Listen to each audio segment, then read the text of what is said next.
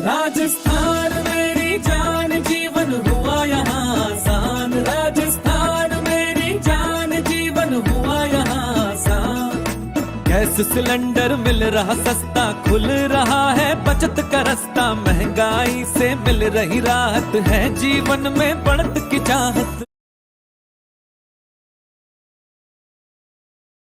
HRDC Rajasthan विश्वविद्यालय में RUSA project 14 के अंतर्गत sustainable livelihood choices and capacity building among people living with HIV in Rajasthan state विषय पर केंद्रित एक दिवसीय राष्ट्रीय स्तरीय स्टेक होल्डर्स कंसल्टेशन कार्यशाला का आयोजन किया गया। इस कार्यशाला के पहले सत्र में डॉक्टर DS चूड़ावत, उपाध्यक्ष रूसा एवं प्रोफेसर अल्पना कटेजा, कुलपति राजस्थान विश्वविद्यालय द्वारा शिरकत की गई। दोनों ने ही इस कार्यशाला की सार्थकता को सराहा और इस प्रोजेक्ट की सफलता के लिए हर संभव सहयोग करने का विश्वास दिलाया। रालसा DC से स्वाति राव, समाज कल्याण विभाग से deputy director Dilbag Singh, RSACS से रतनलाल माली एवं Vikram Singh Meena, Brajesh Dubey, doctor Pramila Sanjay, ICICI academy से नवनीत जुनेजा, PLHIV एक्टिविस्ट परवीन शर्मा एवं सुश्री मारिया रोजिना सेलिना मैनेजिट ने HIV से ग्रसित व्यक्तियों के अधिकारों, आजीविका एवं स्वास्थ्य संबंधी मुद्दों पर विचार विमर्श किया। इस सत्र में राजस्थान के विभिन्न जिलों से आए जिला स्तरीय नेटवर्कों के प्रतिनिधियों ने अपनी स्थिति एवं चुनौतियों को साझा किया और अपनी जिज्ञासाओं का समाधान पाया। विश्वविद्यालय स्तर पर इस तरह कम बार आयोजित हुआ है कि क्षेत्र में काम करने वाले प्रतिनिधि, शिक्षक एवं शोधार्थियों के मध्य एक सार्थक संवाद कायम हुआ। कार्यशाला में वरिष्ठ professor Rashmi Jain, project PI एवं डायरेक्टर अमिटी यस रांटिया ने अपने विचार साझा किए और कार्यशाला में रूस टीम से डॉक्टर रोली सिंह, डॉक्टर ममता कुमारी, यशवी सुराना, महेश चौधरी एवं नवीन सिंह ने कार्यक्रम के सफल क्रियान्वयन में सराहनीय मुख्य भूमिका निभाई। वही जो ऑफिस का कागज़ है वही आगे कॉपी पेस्ट हो जाता है।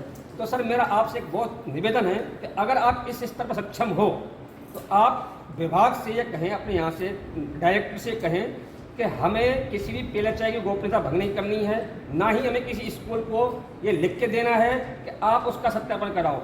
और सर एक तो ये हो गया मेन। तो दूसरा एक निवेदन और था कि अभी कुछ दिन पहले एक लेटर निकला है, शायद क्या नाम है जो आपके डायरेक्टर हैं, डायरेक्टर साहब क्या नाम उनका, जो नहीं दूसरे।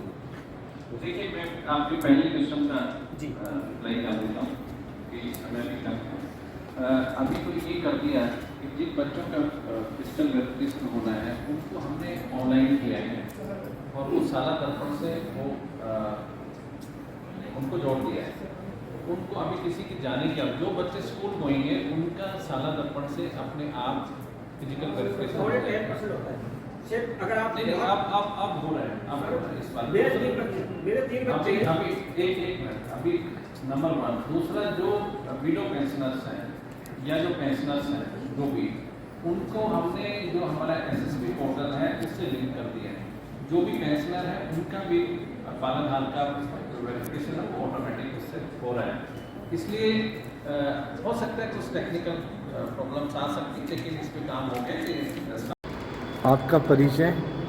मैं professor Rashmi Jain, principal investigator, project 14 RUSA 2.0। आज ये किस प्रकार का प्रोग्राम आयोजित किया गया है? आज हमने ये हमारा एक प्रोजेक्ट जो है वो रूसा का प्रोजेक्ट है PLHIV के ऊपर, यानी कि people living with HIV AIDS in state of Rajasthan.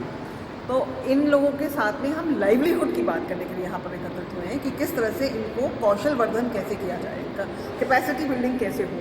तो आज हमने यहाँ पर स्टेक होल्डर्स को बुलाया है, यानी कि वे संस्थाएं जो इनके लिए अलग अलग जगहों पर काम कर रही हैं। जैसे एक स्पीकर जो हैं वो गोवा से आए हैं, एक स्पीकर चंडीगढ़ से आए हैं, यहाँ पर हमने अकेडमी ऑफ स्किल्स है उसको बुलाया है। इस प्रकार के जो अलग अलग घटक हैं जो कि इनके लिए अलग अलग जगह पर काम कर रहे हैं उनको यहाँ पर आमंत्रित किया है, ताकि जो हमारा यूथ है और जो PLHIV है वो ये जान सके कि इनके लिए क्या क्या अपॉर्चुनिटीज़ हैं और जिनका कैसे वो फ़ायदा ले सकते हैं। इस प्रोग्राम के होने से दूरदर्शी परिणाम क्या हो?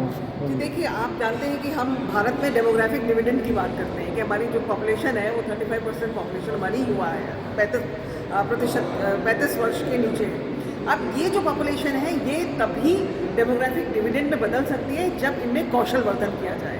उस जो युवा आबादी है उस आबादी में से भी जो PLHIV है वो PLHIV के साथ भी ये होता है कि उनको लगता है कि अगर हमें ये रोग हो गया है तो अब हमारा जीवन खत्म हो रहा है। तो हम इस प्रोजेक्ट के माध्यम से ये संदेश देना चाहते हैं कि आपका जीवन खत्म नहीं हुआ है, आप बहुत अच्छे से इस रोग के बावजूद बहुत अच्छे से अपना जीवन यापन कर सकते हैं। और आप अपना इसीलिए हमने इस तरह की कार्यशालाओं का आयोजन किया है। ये तीसरी कार्यशाला है जिसमें अब हम इनके लिए किस प्रकार के कार्यक्रम चलाए जा सकते हैं, कैसे इन कार्यक्रमों से ये लाभ ले सकते हैं, इसके ऊपर मंथन करने के लिए आज हम एकत्रित हुए हैं। जी बहुत बहुत धन्यवाद इस प्रकार की कार्यशाला आयोजित करने के लिए। आपको भी बहुत बहुत बधाई है कि अभी आपका भी मृत्यु हुई है। बहुत बहुत शुभकामनाएं। हार्दिक आपका परिचय। नमस्कार, मैं डॉक्टर अमित जसरोटिया कोपीआई प्रोजेक्ट 14 रूसा 2.0 की कोपीआई हूँ। हमारा ये जो प्रोजेक्ट है ये बेसिकली सस्टेनेबल लाइवलीहुड चॉइसेस और कैपेसिटी बिल्डिंग के ऊपर आधारित है, जिसमें हम बेसिकली काम कर रहे हैं उन लोगों के ऊपर जो HIV से ग्रसित हैं। जब हम HIV से ग्रसित लोगों के बीच में गए, क्योंकि जब हम एकेडमिक्स पे होते हैं तो ये मान्यता होती है कि एकेडमिक्स वाले एकेडमिक्स ही करते हैं। तो जब हम एकेडमिक्स को लेके ग्राउंड रियलिटी तक गए, ग्राउंड में गए, वहाँ उन लोगों के बीच गए, चर्चाएँ की, बहुत सारी कार्यशालाएँ की, तब हमें ये समझ आया कि उनकी लाइवलीहुड जो चॉइसेस हैं या उनके ऊपर जो जीने की जो संभावनाएं हैं वो कितनी ज़्यादा जुड़ी हैं उनके कार्य के ऊपर। और कार्य के उनके जो व्यवसाय हैं, जो उनके काम हैं, वो सबसे पहले स्टिग्मेटाइज्ड होके और फिर सबसे पहले छूटते हैं, जिनका असर उनका सीधा जीवन पे पड़ता है। तो इसी चीज़ को बढ़ाते हुए, इसी मंशा को आगे लेते हुए हमने आगे बढ़ाते हुए इस प्रोजेक्ट को बढ़ाया। जैसे मेरी PI ने भी बताया कि हमने ये 3-4 कार्यशाला अभी आयोजित कर ली हैं। उनमें से ये एक परिणाम है कि आज की इस कार्यशाला में हम यहाँ तक पहुँच पाए कि एक रिस्पॉन्डेंट जो वीमेन एक रिस्पॉन्डेंट बेनिफिशरी को हमने स्पॉट किया जो PLHIV ही उस कैटेगरी में आती हैं, और उनको इस चीज़ की बहुत ज़रूरत थी कि वो मशीन जो है वो कपड़ा सिलाई की मशीन ऑटोमेटिक मिली। उनके पास मशीन थी, उनका ये स्किल था उनके पास ऑलरेडी कि जिसमें वो कपड़ा सिलती थी, और कस्टमर भी आते थे, लेकिन उनकी एनर्जी इतनी ज़्यादा लगती थी जो हाथों से चलने वाली मशीन है। तो उसको देखते हुए हमें ये महसूस हुआ कि कैसे इसको हम उन लोगों से जोड़ें या उन ऑर्गेनाइजेशन से जोड़ें जहाँ से उनको लाभ हो सके। तो ऐसे ही एक स्टेप हमें फॉरवर्ड मिला कि भामाशाह के तहत हमें एक महिला फिलैंथ्रोपिक लेडी मिली अजमेर से, जिन्होंने वो डोनेट करी। वो डोनेशन से आज हम इस मुकाम पे आज आ गए हैं, और कहीं ना कहीं हम इसको अपनी कामयाबी ही मानेंगे, चाहे छोटी ही सही, एक स्टेप ही हुआ, लेकिन एक कामयाबी हमें ये आगे कहाँ लेके जाएगी ये हमें नहीं मालूम। आज वो महिला इस चीज़ से बेनिफिट मतलब लाभान्वित हुई है कि उसको ऑटोमेटिक स्विंग मशीन मिली।